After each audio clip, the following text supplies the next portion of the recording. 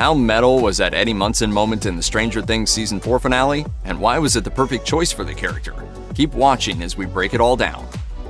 Stranger Things fans have had a painstakingly long wait for the final feature-length episodes of Season 4, after Volume 1 arrived on May 27th, but Netflix has finally released the last 2 chapters, and they drastically changed the future of the hit series. While the end of Volume 1 revealed that the terrifying villain Vecna is not only Henry Creel, but also One, Volume 2 mainly revolves around the gang's attempt to kill him by using Max as bait. After all, he's already had a taste of her pain and he wants to finish the job. This is partly because Vecna's master plan involves ripping open 4 gates across Hawkins using 4 deaths as a way of bridging the real world with the Upside Down. The stakes have never been higher, and there's been talk of a tragic death in the series since before the season started. So it's a little nerve-wracking when Steve, Nancy, and Robin all lie in wait for Vecna at the Creel house, while Dustin and Eddie keep the Demobats distracted with an impromptu metal concert at the trailer park. Unfortunately, the battle comes at a high price for Eddie. The leader of the Hellfire Club has been a big focus this season since the Hawkins townsfolk think he's responsible for the deaths of Chrissy, Fred, and Patrick. It's all down to the very real satanic panic that gripped the United States in the 1980s, which led many to believe that Dungeons & Dragons was part of some sinister evil plot to corrupt young people. These murders are ritualistic sacrifices!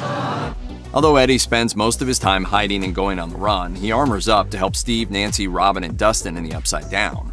Eddie's idea of distracting the Demobats is a pretty inspired one. He grabs the upside-down version of his electric guitar and climbs on top of the trailer to absolutely shred Metallica's Master of Puppets as a siren song to draw the Demobats away from the Creel house.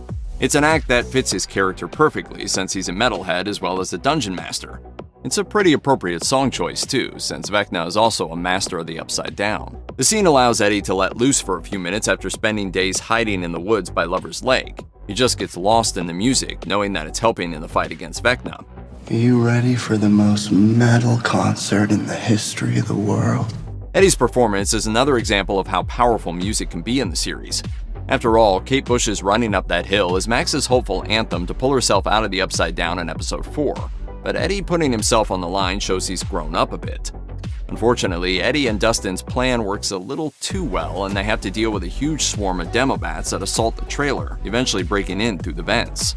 The beasts are small, but they're vicious. Dustin climbs through the gate back into the real world, but Eddie severs the makeshift sheet rope so that he can't come back through and get hurt. Obviously, this leaves Eddie trapped in the Upside Down. It's a selfless act of heroism, and it proves that Eddie isn't afraid to grow up and take responsibility for his own actions. Although at first it looks like Eddie might get away from the Demobats on a bike, one of them knocks it out from underneath him, and he's suddenly swarmed by the monsters. Choosing to save Dustin while drawing the Demobats away from his young sidekick in the Creel house proves that Eddie has grown up since the start of the season, when he jokes about being held back at high school and refusing to conform with society. Although Dustin gets back through the gate to find his friend, he's too late. And in a heartbreaking goodbye, Eddie passes the mantle of Dungeon Master onto him, noting that he didn't run away this time.